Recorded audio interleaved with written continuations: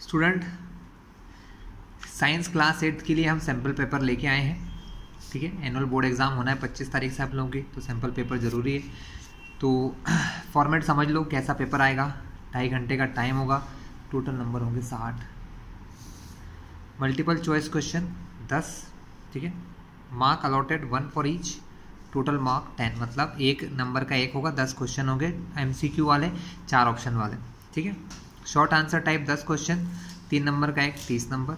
4 question ऐसे होंगे जो लॉन्ग आंसर के होंगे, 5 नंबर एक पर मिलेंगे, तो 20 नंबर। तो 20 और 30 50 10 60, टोटल 60 मार्क्स आपको मिलने वाले हैं।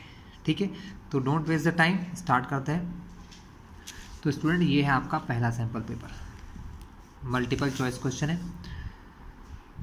Multiple choice question 1 to 10। Urea fertilizer is, urea fertilizer कैसा होता है बच्चों? ठीक है, तो बच्चों इसका आंसर क्या होगा? इसका आंसर होगा nitrogenous. Urea fertilizer is nitrogenous. Second, milk is turned into curd by lactobacillus. बच्चों ठीक है, लैक्टोबैसिलस जो होते हैं ये मिल्क को कर्ड में चेंज कर देते हैं। विच natural resource is also called black gold, किसको हम ब्लैक गोल्ड कहते हैं? तो बच्चों पेट्रोलियम आपने सुना होगा, पेट्रोलियम जो समुद्र में से निकलता है ब्लैक कलर का है। तो ब्लैक गोल्ड क्यों कहते हैं? कलर में ब्लैक होता है लेकिन सोने जितना ही ज़रूरी भी होता है, तो petroleum. For melting of gold and silver which zone of the flame is used, gold और सिल्वर को पिघलाने के लिए कौन से जोन का यूज़ करते हैं? तो outer most zone. The urea that provide the area that provides protection and suitable living condition to wild animals from any sort of disturbance is called wildlife sanctuaries. ठीक है, in hydra reproduction takes place by, hydra में, hydra एक प्रकार के छोटे जीव होते हैं बच्चों जिनमें रिप्रोडक्शन किस चीज़ से होता है? बर्डिंग से, budding. The name of the gland that control the sexual hormone is pituitary gland. ठीक है, यहाँ पर एक डायग्राम दिया है, इसको ध्यान से देखिएगा। See the given figure carefully. ABCD कुछ पॉइंट है, क्या है ये समझते हैं। According to figure 4 taps are fixed at the point ABCD around the water tank. 4 नल है यहाँ पर, 1 2 3 4 टैप्स यानी नल होते हैं। From which tape water will flow with the same pressure, किन दो से सेम प्रेशर से जाएगा बच्चों? तो बच्चों इसका आंसर है B और C, जो सेम हाइट पर होते हैं। B और C की हाइट सेम है तो इन दोनों से ही निकलेगा, तो B and C, option A is correct. ठीक है, चलिए पेज टर्न कर रहे हैं। क्वेश्चन 9 थे बच्चों। In which of the following frictional force reduces, किस में फ्रिक्शनल फोर्स कम होगा? Making grooves on the tire, applying brake in the cycle, making grooves on the sole of the shoes, using the fine powder on the carom board। तो बच्चों इसका answer है fine powder of the carrom board, क्योंकि बाकी 3 चीज़ें तो friction को बढ़ाने के लिए ही यूज़ होती हैं, फ्रिक्शन को इंक्रीज करने के लिए यूज़ होती हैं। Using the Braille system visually impaired person can read and right. ठीक है, रीड एंड राइट, वो पढ़ भी सकते हैं और लिख भी सकते हैं। ठीक है, अब बच्चों 3 मार्क्स के क्वेश्चन है नंबर 11 से। How does a vaccine work in our body, एक वैक्सीन हमारी बॉडी में कैसे काम करती है? ठीक है, तो मैं बताता हूँ आपको। सो स्टूडेंट, आंसर क्या होगा इसका कि वैक्सीन हमारे शरीर में कैसे काम करती है? व्हेन डेड और weakened microbes are introduce into a healthy body, the body fight and kill the invading bacteria by producing suitable antibodies। तो स्टूडेंट क्या करते हैं कि when dead or weakened microbes are introduced into healthy body, अगर मान लो microbes हमारे body में चले जाते हैं, the body fight and kill the invading bacteria, तो इन बैक्टीरिया को इसके साथ लड़कर और उन्हें मारने का काम करती है हमारी बॉडी के अंदर। कौन? वैक्सीन। कैसे? बाय प्रोड्यूसिंग सूटेबल एंटीबॉडी, वो कुछ सूटेबल एंटीबॉडी बनाती हैं जो इन बैक्टीरिया से लड़के इनको ख़त्म कर देते हैं। The antibodies remain in the body and we are protected from the disease causing microbes for ever, मतलब तो ये एंटीबॉडी हमारी बॉडी में हमेशा ही रहते हैं, जिसकी वजह से हम लोग हमेशा प्रोटेक्टेड रहते हैं, ठीक है, किससे, डिसीज कॉजिंग माइक्रोब से, फॉर एवर, हमेशा के लिए। Does a vaccine work in our body, ठीक है, इस प्रकार से हमारे बॉडी में वैक्सीन वर्क करती है। बच्चों ये क्वेश्चन आपकी मेन बुक से नहीं है, एक्चुअली एक एड ग्रेड बुक होती है बच्चों, उनसे है ये, ठीक है, या यूँ कह लो पार्ट के अंदर से लिया हुआ है। चलिए next question,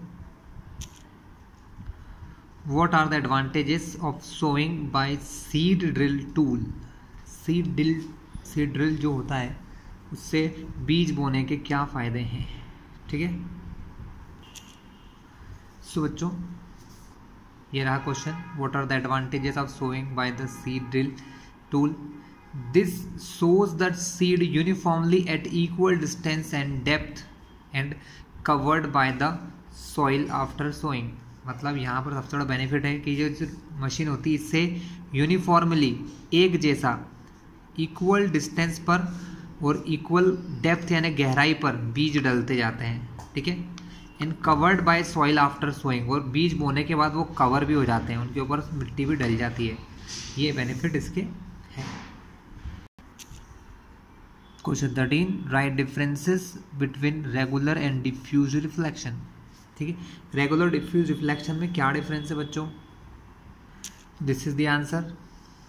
regular reflection, it occurs from smooth and shiny surfaces, ये कहाँ से होता है, स्मूथ और शाइनी सर्फेसेस से होता है, चमकीली सर्फेस से। Diffuse reflection, it occurs from unpolished and rough surfaces, ये अनपॉलिश और रफ सर्फेस से होता है। Reflected rays are parallel in regular reflection, जो रेज रिफ्लेक्ट होती है वो कैसी होती हैं, पैरेलल होती हैं, कैसी होती हैं, पैरेलल। और reflected rays are not parallel in the diffuse reflection. Next question, list the various constituents of petroleum and their uses. Petroleum जो समुद्र के अंदर से निकाला जाता है उसके अंदर क्या क्या पाया जाता है, कंस्टिट्यूएंट मतलब उसके अंदर क्या क्या चीज़ें होती हैं वो बताना है, एंड देयर यूजेस, और उनके यूज बताना है बच्चों। List the various constituent of petroleum and their uses. Various constituent of petroleum and their uses are written as follows. यहाँ पर टेबल बना दिया है, कंस्टिट्यूएंट ऑफ पेट्रोलियम, इस तरफ पेट्रोलियम के अंदर क्या क्या पाया जाता है, कंस्टिट्यूएंट ऑफ पेट्रोलियम यहाँ लिखा है, यूजेस इस तरफ लिखे हैं। पहला, petroleum gas in liquid form, इसके अंदर पेट्रोलियम गैस होती है, जो एलपीजी आती है ना हमारे यहाँ, लिक्विड पेट्रोलियम गैस, वो लिक्विड फॉर्म में होती है। और उसका यूज़ क्या है, petrol, kerosene, diesel, lubricating oil, paraffin, wax और ब्यूटामिन, ये सब चीज़ें इसके अंदर पाई जाती हैं। क्या क्या है इनके यूजेस, पेट्रोल का मोटर फ्यूल है, एविएशन फ्यूल है, सॉल्वेंट फॉर ड्राई क्लीनिंग के अंदर सॉल्वेंट का भी काम करता है, ड्राई क्लीनिंग जो हम करते हैं ना बच्चों उसमें सॉल्वेंट की तरह काम करता है। केरोसिन भी क्या है, लैम्प्स, लैम्प मतलब दिए जलाने के लिए जो फ्यूल है वो काम करता है, स्टोव के अंदर यूज़ होता है, फॉर जेट एयरक्राफ्ट में भी होता है, किसमें यूज़ होता है, जेट एयरक्राफ्ट में। Diesel, fuel for heavy motor vehicle, जो थोड़े भारी वाहन होते हैं बड़े बड़े उनके लिए होता है, इलेक्ट्रिक जनरेटर्स में होता है। लिब्रिकेटिंग ऑयल का काम लिब्रिकेशन के लिए होता है, लिब्रिकेटिंग ऑयल, लिब्रिकेशन मतलब चिकनाई करने के लिए, मशीन के पार्ट्स के बीच में आपने देखा हो ग्रीस लगाते हैं, ऑयल लगाते हैं, है ना, आपकी गाड़ी में सब में ऑयल डलता है ना, वो लिब्रिकेटिंग ऑयल होता है। Paraffin, wax, candles, Vaseline, ointment बनाने के काम आता है। Bitumen, paint, road surfacing, paint बनाने में, और रोड को आजकल, पहले जो कोलतार होता था बच्चों जिसको हम डामर कहते हैं, उसकी जगह आजकल बिटुमिन का यूज़ होता है डामर के काले काले रोड बनाने में। Question 15, what are the differences between sexual reproduction and asexual reproduction, give example. So student, sexual reproduction resulting from the fusion of male and female gamete, मतलब एक मेल के गैमेट और फीमेल के गैमेट के बीच में जब फ्यूजन होता है, जब वो मिलते हैं तो उसको कहते हैं सेक्सुअल रिप्रोडक्शन। क्या कहते हैं, सेक्सुअल रिप्रोडक्शन। हाँ, सेक्सुअल में the type of reproduction in which only a single parent is involved is called asexual. Single parent, कोई एक ही पेरेंट होता है जिसके अंदर, उसको कहते हैं असेक्सुअल रिप्रोडक्शन, जिसमें दोनों नहीं होते male female. Male and female produce gametes that fuse to form zygote. Male और फीमेल प्रोड्यूस गैमेट, जो गैमेट बनाते हैं उससे जाइगोट बनता है। In this there is no production of gamete, यहाँ पर प्रोडक्शन नहीं होता है गैमेट का।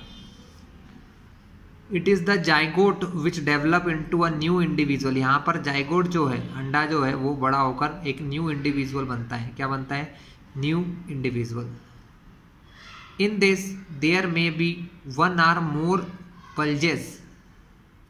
These bulges develop into new individual. They are called bud. इसके अंदर नई नई चीज़ें जो हैं, एक नया उभार आ जाता है। बल्ज को क्या कह सकते हैं बच्चों, जैसे कि ये कोई टहनी है, मान लो कोई ब्रांच है, तो उस पर ऐसी कोई चीज़ आ जाती है ना, जिसको बर्ड कहते हैं। वो धीरे धीरे बड़ा होके बाद में टूट के अलग से एक प्लांट बन जाता खुद ही, ठीक है, या कोई नई चीज बन जाता है। Example, reproduction in human being, इंसानों में होता है, और एसेक्सुअल जो होता है वो हाइड्रा में होता है, बडिंग से। अमीबा में होता है बाइनरी फिजन से, ठीक है। नेक्स्ट क्वेश्चन है, the sound from a mosquito is produced when it vibrate it's wing. मतलब जब मॉस्किटो अपने पंखों को हिलाता है तो उससे साउंड बनता है। At an average rate of 500 vibration per second. What is the time period of the vibration. तो इसका टाइम पीरियड क्या होगा बच्चों, ठीक है बच्चों, इसका आंसर है time taken in 500 vibration is equal to 1 second, ठीक है। तो time taken in 1 vibration 1/500 second. ये देखिए बच्चों, मैं बताऊँ आपको इन्होंने कैसे किया है।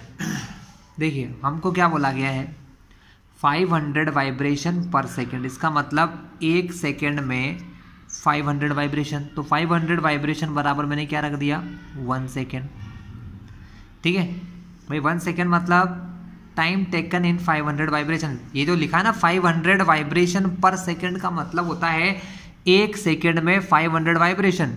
तो हमने इसलिए इसको बराबर रखा कि time taken in 500 vibration, 500 vibration करने में जितना टाइम लगा वो क्या है, वो है 1 सेकेंड। क्या है, 1 सेकेंड, ठीक है। तो एक वाइब्रेशन निकालने के लिए क्या करते हैं बच्चों, इस 500 को मल्टीप्लाई से डिवाइड में कर दिया, तो 1/500 आ गया। अब 1 को 500 से डिवाइड करोगे बच्चों, ऐसे 1 को 500 से अगर डिवाइड करते हो तो बच्चों, ये तो आपको सिखाने की ज़रूरत नहीं, 8th में हो, तो 0.002 सेकेंड आ जाएगा। यही है टाइम पीरियड फॉर 1 सेकेंड। बात समझ में आई आपको। पहले 1 सेकेंड को किसके बराबर रखा, टाइम टेकन इन 500 वाइब्रेशन के। क्यों रखा आपको समझा चुका हूँ मैं, है ना। चलिए अगला question, the bulb does not glow in the setup shown in the figure, list the possible reason, explain your answer. बच्चों यहाँ इन्होंने क्या किया है, 2 सेल लिए हैं, सेल के प्लस वाले हिस्से को इस सॉल्यूशन में डाला है और माइनस वाले हिस्से को बल्ब से जोड़ा है।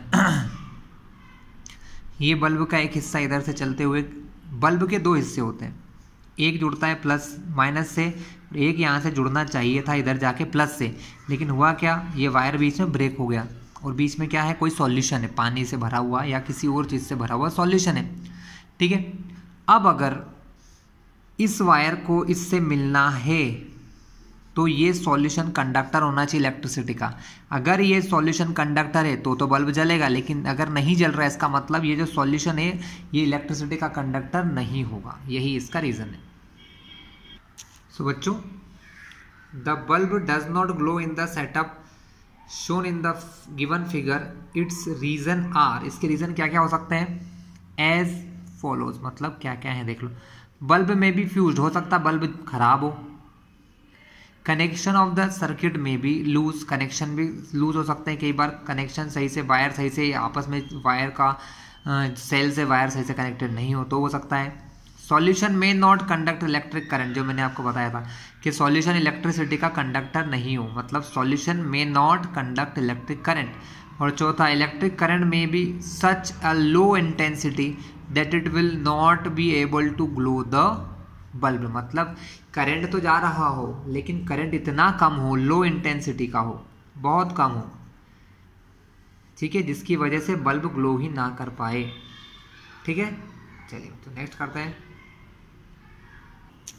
What do you mean by rapid combustion, spontaneous combustion and explosion? Explain with example। बच्चों बताओ ये कि रैपिड कंबशन क्या है, स्पॉन्टेनियस कंबशन क्या है और एक्सप्लोजन क्या है, इन सबको बताना है आपको। तो इसका आंसर है बच्चों,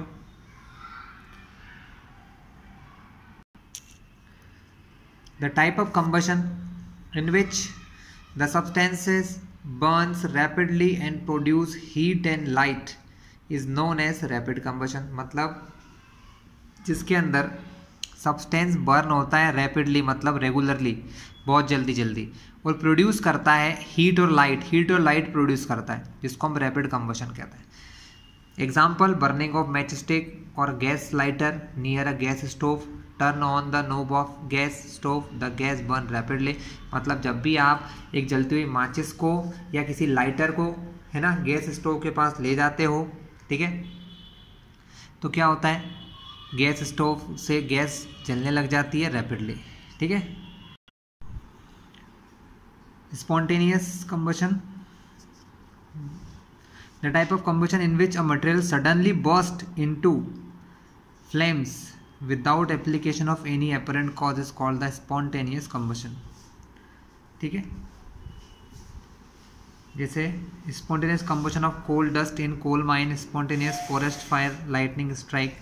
मतलब कोल माइंस के अंदर जो कोल का डस्ट या धुआं होता है वो एकदम जल जाता है तो ब्लास्ट हो जाता है बच्चों। फॉरेस्ट में जो आग लगती है उसमें भी कई बार अचानक से बर्स्ट हो जाता है। Explosion, when a cracker is ignited a sudden reaction takes place with a evolution of heat, light and sound. A large amount of gas formed in the reaction is liberated. Such a reaction is called a explosion। उसको क्या कहते हैं, explosion. मतलब जब एक cracker फटता है, ठीक है, तो एक रिएक्शन होती है जिसके अंदर इवोल्यूशन होता है हीट का, लाइट का और साउंड का। ठीक है, large amount of gas formed in this reaction, इसमें बहुत सारी गैस निकलती है। ठीक है, such a reaction is called explosion. इस प्रकार के रिएक्शन को एक्सप्लोजन कहते हैं। Differentiate between wild life sanctuary and national park. Wild life sanctuary national park के बीच में डिफरेंस बताइए। These are the areas where animals are protected from any disturbance to them and their habitat। ये होता है wild life sanctuary. National park, these are the areas reserved for the wildlife where they can freely use the habitat and natural resources। ठीक है, तो क्या difference है, wild life century में ये वो जगह होती हैं where animal are protected from any disturbance to them and their habitat. और ये क्या है, ये वो एरिया रिजर्व होते हैं वाइल्ड लाइफ के लिए, there they can freely use the habitat and natural resource, जहाँ पर वो नेचुरल रिसोर्स और नेचुरल हैबिटेट का यूज़ कर सकते हैं। हैबिटेट मतलब जहाँ वो रह सकते हैं, रिसोर्स मतलब जैसे नदियाँ, तालाब, झरने, ठीक है, जो भी मतलब नेचुरल चीज़ है उसका यूज़ कर सकें। These provide protection and suitable living condition to wild animal. ये वाइल्ड एनिमल के लिए सूटेबल लिविंग कंडीशन देते हैं और उनको प्रोटेक्शन देते हैं। These reserves are large and diverse enough to protect a whole set of ecosystem। मतलब ये इतने बड़े होते हैं नेशनल पार्क के, यहाँ पर पूरा इकोसिस्टम अच्छे से रह सकता है। People living in wildlife sanctuaries are allowed to do certain activities। है ना, यहाँ पर उनको बहुत सारी एक्टिविटीज़ करने के लिए अलाउ किया जा सकता है। While in national park, killing and capturing animal is strictly prohibited। यहाँ पर लोगों को आना जाना, कुछ एक्टिविटी करने का अलाउ रहता है वाइल्ड लाइफ में। नेशनल पार्क में अगर आपने किसी को मार दिया तो जेल भी हो सकती है ना, स्ट्रिक्टली प्रोहिबिटेड होता है। Next question, clarify the importance of personal hygiene in the adolescence. Personal hygiene adolescence के अंदर क्या इम्पोर्टेंट रखता है, देखते हैं। तो adolescent should have a bath at least once every day, मतलब व्यक्ति जब बड़ा हो जाता है, थोड़ा बच्चा जब बड़ा होने लग जाता है, उसको एक बार दिन में नहाना जरूर चाहिए। Because the increased activity of sweat gland sometime makes the body smelly, मतलब जो पसीना हमको निकलता है उसकी वजह से बॉडी कैसी हो सकती है, स्मेली, बदबू मार सकती है। If cleanliness is not maintain, अगर हम क्लीनलीनेस को मेंटेन नहीं करेंगे, there are chances of catching bacterial infection, तो हमको क्या हो सकता है, बैक्टीरियल इन्फेक्शन हो सकता है। Girls should take special care case of cleanliness during the time of menstrual flow, जब गर्ल्स को मेंस्ट्रुअल फ्लो होता है बच्चों, तो उनको उस समय तो बहुत ही ध्यान ज़्यादा रखना पड़ता है। They should use the sanitary napkin, उनको सैनिटरी नैपकिन का भी यूज़ करना चाहिए, है ना। एंड क्लीन होममेड पैड, और घर बने हुए पैड भी उनको यूज़ करना ही चाहिए। नेक्स्ट है बच्चों लॉन्ग आंसर टाइप क्वेश्चन। तो पहला 5 मार्क के होंगे। व्हेन अ अर्थक्वेक स्ट्राइक, जब एक अर्थक्वेक आता है, what precautions would you take in the following situations, तो आपको क्या क्या प्रिकॉशंस रखना है वो देखते हैं। First, if you are inside your home. Second, if you are outside your home. ठीक है,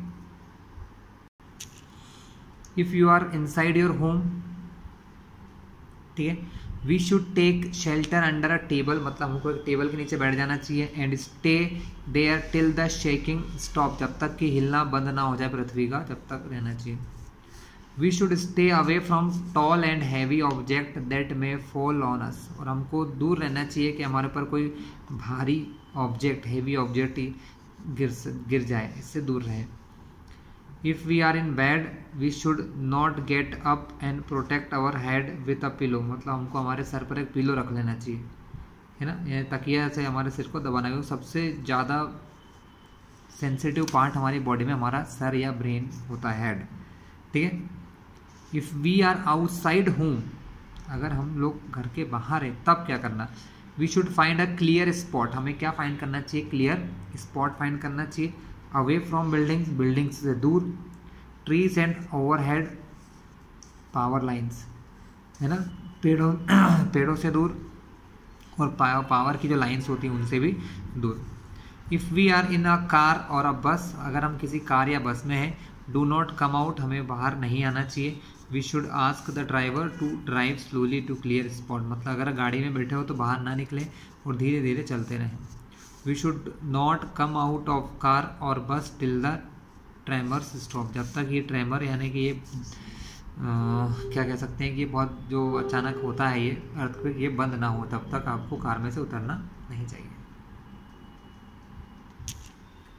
फ्रिक्शन इज एन एविल, मतलब फ्रिक्शन एक प्रकार की बुराई है, बट नेसेसरी ऑल्सो, लेकिन जरूरी भी है। Explain this sentence with example, इस चीज़ को समझाते हुए एग्जाम्पल दीजिए।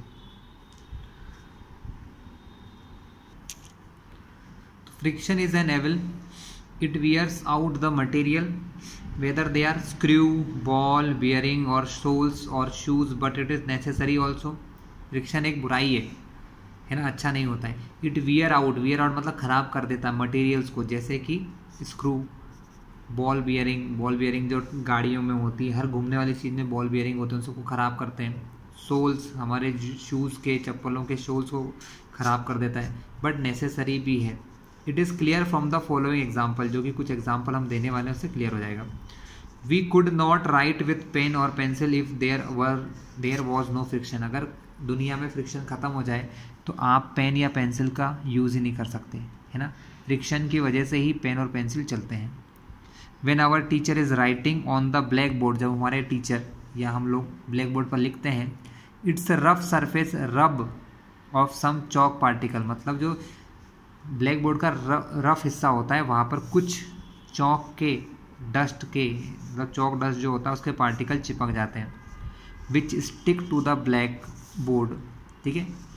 It could not happen if there was no friction, अगर फ्रिक्शन नहीं होगा तो ना ही वो चिपकेंगे ना ही हमको कुछ दिखाई देगा। आपने कभी कभी देखा होगा चौक जब अचानक से आगे बढ़ जाती है तो कुछ लिख नहीं पाते हैं, फिसल जाती है, तो ठीक है, तो फ्रिक्शन ज़रूरी है।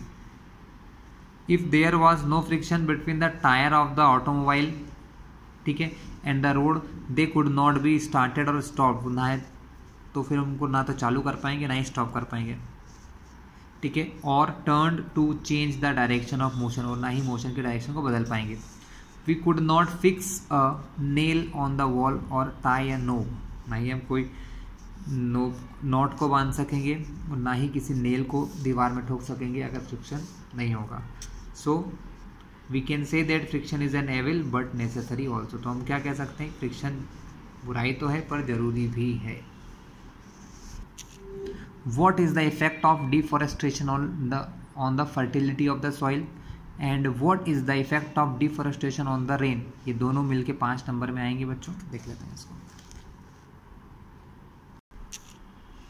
Physical properties of the soil get affected by plantation and vegetation। जो सॉइल की फिजिकल प्रॉपर्टी होती है बच्चों वो इफेक्ट होती है किससे, प्लांटेशन और वेजिटेशन से।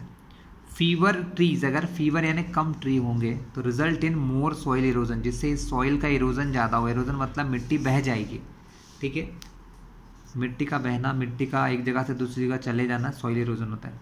Removal of the top layer of the soil exposes the lower hard and Rocky layer, मतलब जो सॉइल हमारे आपको दिखती है बच्चों, इस सॉइल के नीचे चट्टाने और पत्थर होते हैं जो कि अच्छे नहीं होते हैं, जिनमें पेड़ पौधे नहीं उग सकते हैं।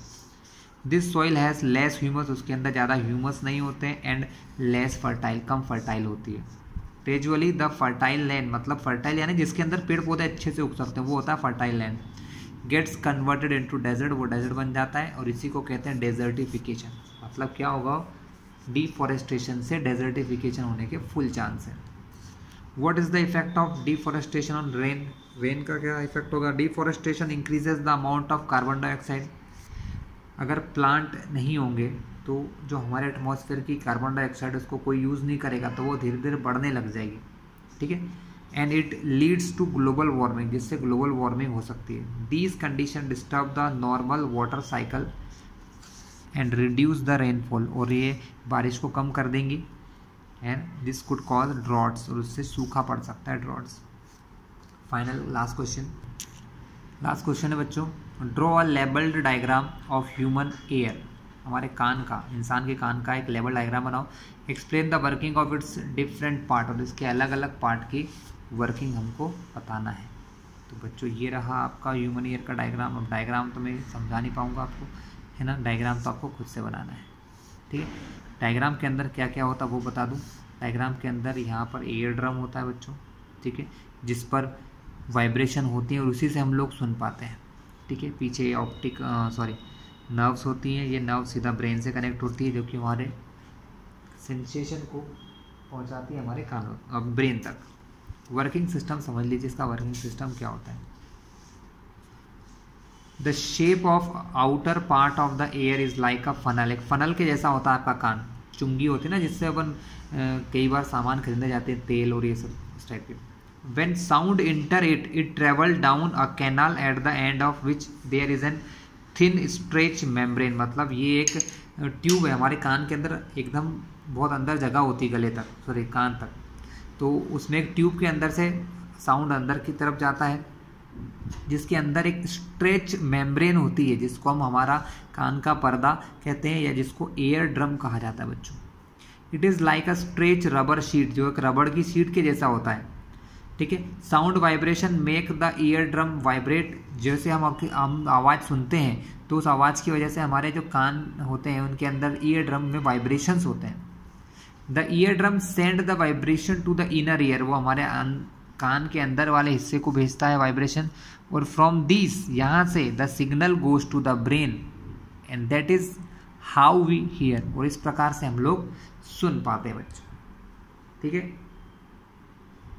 तो ये था आपका फर्स्ट पार्ट। नेक्स्ट वीडियो में आपके लिए जल्दी लेके आऊँगा, ठीक है। इसको देखें, याद करें, इनमें से काफ़ी क्वेश्चन इंपॉर्टेंट्स हैं।